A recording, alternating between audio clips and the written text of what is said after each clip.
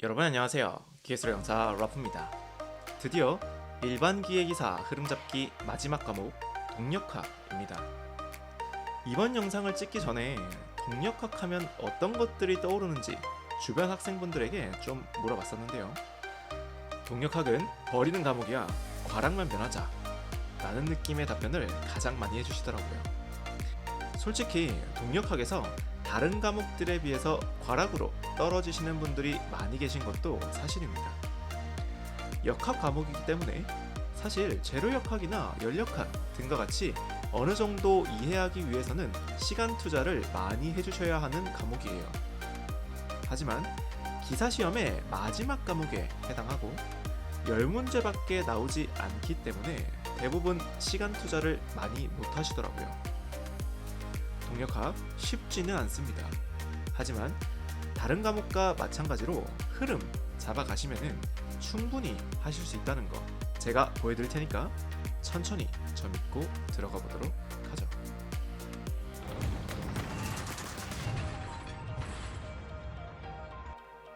동력학은 크게 세 가지 단원으로 나누어 줄 수 있습니다. 첫 번째는 속도나 거리 등과 같이 성분만을 가지고 해석하는 운동학 단원, 힘과 에너지를 이용한 해석인 운동역학, 그리고 마지막 진동학, 이렇게 세 가지에 대해서 공부해 볼 거다 라고 흐름 먼저 잡아가 주시면 됩니다. 그럼 이제 운동학 단원부터 들어가 볼 건데, 동력학에서는 운동 형태를 세 가지로 표현하고 있습니다. 병진운동, 회전운동, 그리고 구름운동입니다. 여기서는 일반 평면운동이라고 표현은 됐는데 이게 구름운동이라고 생각해 주시면 됩니다. 동력학에서는 구름운동이라고 밖에 안 나오거든요. 그리고 가끔씩 운동 형태에 대한 개념을 물어보는 문제가 나올 수 있어요. 이때 좀 조심해 주셔야 되는 부분이 병진운동의 정의입니다.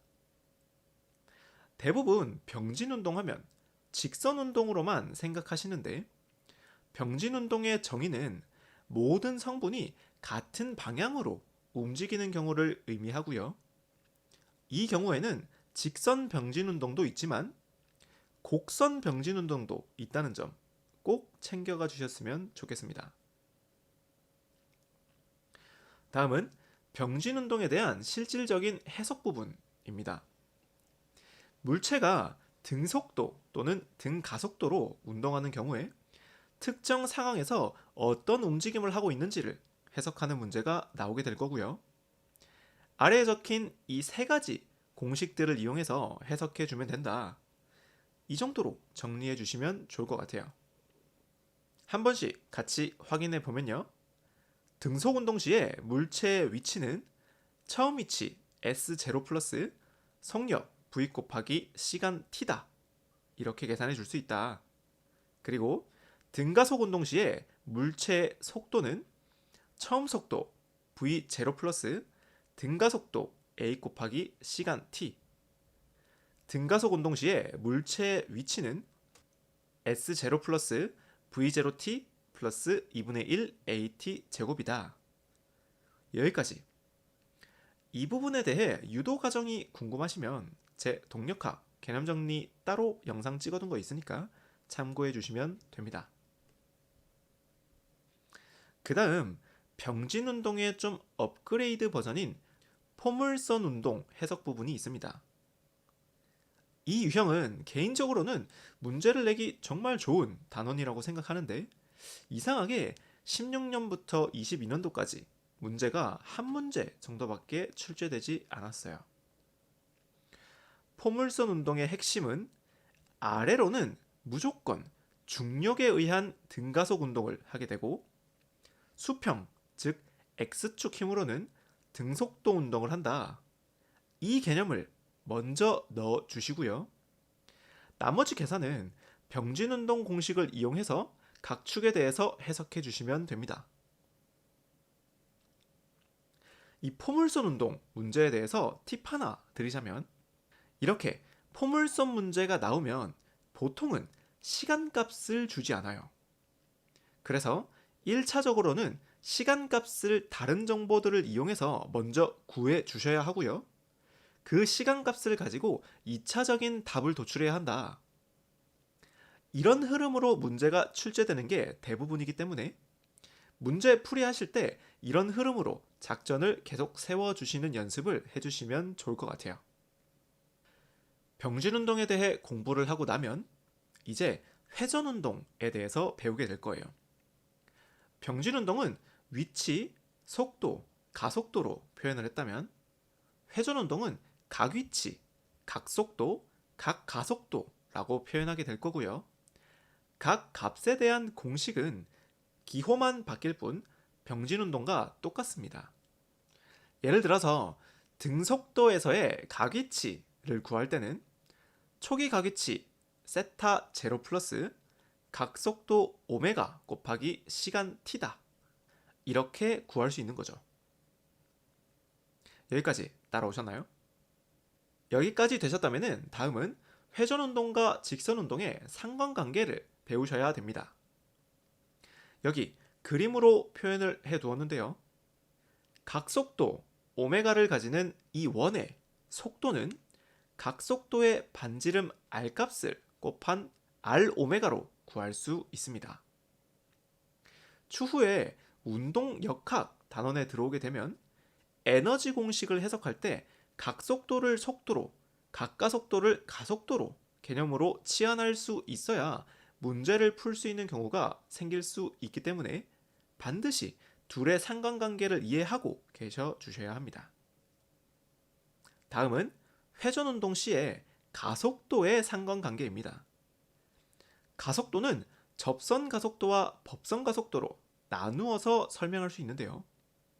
아니 선생님, 속도는 접선 속도만 있는데 왜 가속도는 접선 가속도와 법선 가속도 이렇게 두 개가 있는 건가요? 라고 궁금해 하시는 분들 계시지 않으신가요?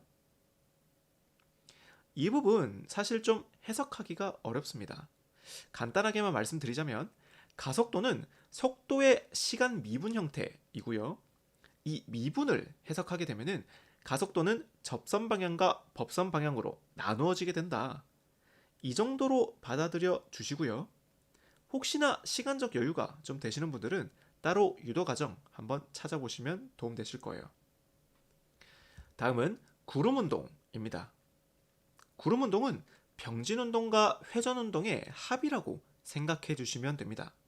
그래서 역학 해석도 쉽게 두 운동을 그냥 단순히 더해주면 구름운동 해석이 되게 됩니다. 회전운동까지는 단순히 운동학 정도의 문제가 많이 나오지만 구름운동은 거의 운동 역학 해석에 나오게 될 거예요. 운동학 중에서 마지막 부분은 미끄럼 블록을 넣어봤습니다. 이 미끄럼 블록은 보면은 뭐 풀만한 것 같은데? 라고 생각하실 수도 있지만 유도 과정이 정말로 매우 까다롭기 때문에 이 문제는 4가지 공식을 외워주시고 그때마다 물어보는 값을 넣어서 풀어주시는 걸 추천드리겠습니다. 유도 과정이 정말로 어려워요. 자, 이제 본격적인 운동역학 해석 부분입니다. 운동역학도 사실 크게 병진운동과 회전운동, 구름운동 이 3가지 운동을 해석한다 라고 생각해 주시면 됩니다. 그럼 이 3가지 운동에 대해서 힘 해석을 하기 위해서는 또 각 상황에 대한 힘을 해석할 줄 알아야겠죠. 먼저 병진운동에 대한 힘 해석을 할 때는 F는 ma 한 번쯤은 들어보셨을 시기라고 생각해요. 다음 회전운동 T는 Jα 마지막 스프링 탄성 시에는 F는 kx라는 식을 이용해서 해석해 줄 거다. 이렇게 흐름 가져가 주시면 됩니다. 운동역학은 여러 가지 형태의 해석 문제가 나올 수 있지만 대표적인 상황들에 대해서 어떤 식으로 문제 접근을 하면 되는지 간단하게 소개시켜 드릴까 합니다. 첫 번째는 도르래 해석입니다. 도르래는 크게 수직 도르래와 수평 도르래 유형이 나올 수 있고요. 2가지 모두 병진 직선 운동을 하기 때문에 F는 MA라는 식을 기본으로 해석해 줄 거다. 이렇게 접근해 주시면 됩니다. 수직 도르래는 이렇게 양쪽 도르래 끈에 걸리는 힘의 합을 F라고 두고 이때의 질량은 도르래와 추의 무게 합해 주시면 됩니다. 그리고 가속도 A는 중력 G와 똑같기 때문에 가속도 부분에 G를 넣어주시면 이렇게 식을 넣어서 풀이할 수 있는 거죠. 어떤가요? 앞으로 수직 도르래 문제가 나오면은 이런 식으로 접근해야겠다 라고 흐름 잡히셨나요? 이렇게 어떻게 문제를 가져가야 할지 흐름을 기억해 둔다면 훨씬 더 자신감이 생기실 거예요. 다음은 수평 도르래입니다. 수평 도르래가 수직 도르래에 비해서 좀 더 출제 빈도는 높고요. 그만큼 난이도도 높은 문제들이 출제되고 있습니다. 수평 도르래 해석은 제가 추가로 영상을 따로 찍은 게 있으니까 참고해 보시면 도움되실 거고요. 여기서는 흐름만 한번 가져가 볼 건데 이렇게 수평 도르래 문제가 나오면 아래처럼 일자로 펴서 해석해 준다는 점, 이 부분을 먼저 기억해 주셨으면 좋겠어요. 그럼 이때의 형태는 직선 운동으로 해석해 주면 될 거고요. F는 MA에서 F는 추가 아래로 떨어지는 이 mg 힘 빼기 물체의 마찰력 F 해주시면 되고 질량과 가속도는 똑같이 이렇게 가져가 주시면 될 거예요. 다음은 구름운동 해석입니다. 구름운동 해석 중에서 이 미끄럼 방지 최소 마찰 조건이라는 문제 유형이 있어요. 이 미끄럼이 발생하지 않는다는 말을 해석하기 어려워하시는 분들이 많은데요. 이 말은 쉽게 표현해서 에너지 손실이 없다라고 생각해 주시면 됩니다. 그래서 병진 운동 시에는 그대로 F는 MA로 써주시면 되고요. 회전 운동도 손실이 없으니까 토크 T는 J알파다 해주시면 됩니다. 그리고 이 두 식을 이제 연립해 주시면 힘 해석을 할 수 있다. 이렇게 흐름 잡아가 주시면 완벽합니다. 여기까지 이해되셨나요? 조금 복잡해 보일 수 있지만 큰 흐름은 항상 똑같습니다. 운동역학은 힘 또는 에너지 해석을 해주는 단원이고 그 중에서 힘 해석 문제가 나오는 경우에는 병진운동 시에는 F는 MA, 회전운동 시에는 T는 J알파, 구름운동 시에는 두식 모두를 사용해서 해석을 해주면 되겠구나. 이 큰 흐름만 먼저 가져가시면은 나머지 살을 붙이는 건 연습으로 충분히 해내실 수 있을 거예요. 자, 계속 가보겠습니다. 네 번째는 회전막대 해석입니다. 이때는 어떻죠? 이건 회전 운동이죠. 그럼 당연히 T는 J알파 식을 떠올려 주셔야 합니다. 어렵지 않죠? 그리고 이 회전막대 해석에서 조금 조심해 주셔야 하는 부분은 질량 관성 모멘트 J값을 구할 때인데 강체 해석을 할 때는 도심을 기준으로 해석하게 됩니다. 회전막대 해석을 한 번도 해보지 못하셨다면 지금 이게 무슨 말인가 라는 생각이 드실 수도 있겠지만 한 번쯤 풀이해보셨다면 이 질량 관성 모멘트 J값을 구하는 게 쉽지 않으셨을 거라 생각합니다. 흐름 잡는 게 어려우셨다면 무작정 J값들을 외우지 마시고 어떤 상황에서 어떤 J값을 써야 하는지 논리적으로 한번 생각해 보시기 바랍니다. 다음은 질량 관성 모멘트를 구하는 유형에 대해서 배워가는 단원입니다. 앞에서는 힘을 기준해서 설명드리려다 보니까 흐름이 끊어지기 싫어서 J값에 대해 언급하지 않았고요.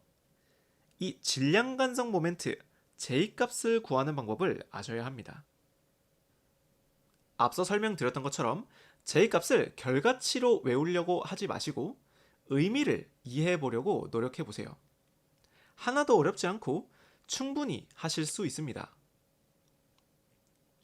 질량 관성 모멘트 부분은 영상 따로 찍어 두었으니까 이 부분도 큰 흐름만 가져가시고 나머지는 영상 참고해 주시면서 공부해 주시기 바랍니다.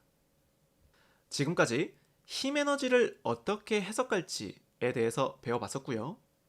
이번에는 에너지 공식을 이용한 풀이를 공부해 보려고 합니다. 에너지는 크게 위치 에너지와 운동 에너지로 나누어서 구분할 수 있고요. 여기 회전 운동 시의 에너지 부분 보시면 2분의 1 J 오메가 제곱이라고 나와 있는데 힘 에너지 J 알파 공식과 많이 헷갈리실 수 있으니까 조심하시기 바랍니다. 운동력학의 마지막 부분은 운동량 보존 법칙입니다. 두 물체가 충돌할 시에 각각의 운동량의 합은 충돌 후의 운동량의 합과 같다라는 것을 증명해주는 방정식인데요. 이 운동량 보존 법칙에 대한 문제 중에서도 반발계수에 대한 문제가 나오면 문제가 많이 길어지기도 까다로워지기도 하기 때문에 풀이할 때 많은 분들이 어려워하시고 있습니다. 이 부분은 개념 정리 영상 이후에 유형 정리 영상 따로 올려드리면서 어떻게 문제 접근하면 되는지 알려드리도록 할게요. 자, 다 왔습니다. 조금만 더 힘내주세요. 마지막 단어는 진동학입니다. 우리가 동력학에서 배울 진동 부분은 여러 진동 현상 중에서도 가장 단순한 조화진동이라는 친구를 이용해서 해석해 볼 건데요. 이 조화진동이라는 건 진동의 함수가 사인 또는 코사인 형태로 진동하는 경우를 의미합니다. 그리고 이 중에서 최초 위상이 제로인 경우에는 이렇게 사인 함수를 띠게 되고요. 최초 위상이 0이 아닌 경우에는 코사인 함수를 띈다. 사인 제로는 0이고 코사인 제로는 1이니까 어떤 느낌인지 이해되시죠? 진동학 부분에서 첫 번째로 나올 수 있는 단골 문제는 주기, 진동수 해석 부분입니다. 주기는 한 바퀴 회전하는 동안 걸리는 시간으로 진동수의 역수에 해당합니다. 단위는 시간이니까 초, s 하면 되겠죠. 다음은 진동수인데 진동수는 단위 시간당 회전하는 횟수로 마찬가지로 주기의 역수에 해당합니다. 단위는 헤르츠 많이 들어보셨죠? 헤르츠에 해당합니다. 여기까지 되셨으면 하나 짚고 가고 싶은 부분이 있는데요. 바로 진동수와 고유각진동수의 차이입니다. 분명 똑같은 진동수인데 어떨 때는 F로 표현하고 어떨 때는 오메가로 표현하고 심지어는 공식조차 조금 다릅니다. 이러다 보니까 두 개의 개념을 확실히 잡고 있지 않으면 어떤 공식을 써서 풀어야 하는지 왜 저 공식을 쓰는지 이해도 못하신 채로 그냥 외워서 푸신 분들 계실 거라 생각합니다. 개념 한 번만 잡아주시면 하나도 어렵지 않아요. 고유각진동수와 진동수는 단순히 표현하는 단위의 차이가 있습니다. 진동수를 표현하는 방법은 몇 가지가 있는데 그 중에서 그냥 진동수라고 하면은 헤르츠를 의미하고요. 고유각진동수 하면은 단위가 라디안, 즉 각도로 표현되게 됩니다. 이해되시나요? 무슨 뜻이냐 하니까 1초당 1회전을 하면 1헤르츠라고 표현할 수 있고요. 이거를 라디안으로 표현하면은 한 바퀴는 360도, 즉 2파이 라디안이니까 고유각진동수로 표현을 하면 1헤르츠는 2파이 라디안이다. 이렇게 환산할 수 있는 거죠. 그리고 이 헤르츠라는 값은 다른 값들과 함께 계산하기가 어렵습니다. 그래서 진동수 자체를 물어보는 경우가 아니라면 대부분 계산 시에 사용되는 진동수는 이 고유각진동수 값을 이용한다는 점까지 챙겨가 주시면 어느 정도 흐름 잡으시는데 도움 되실 거예요.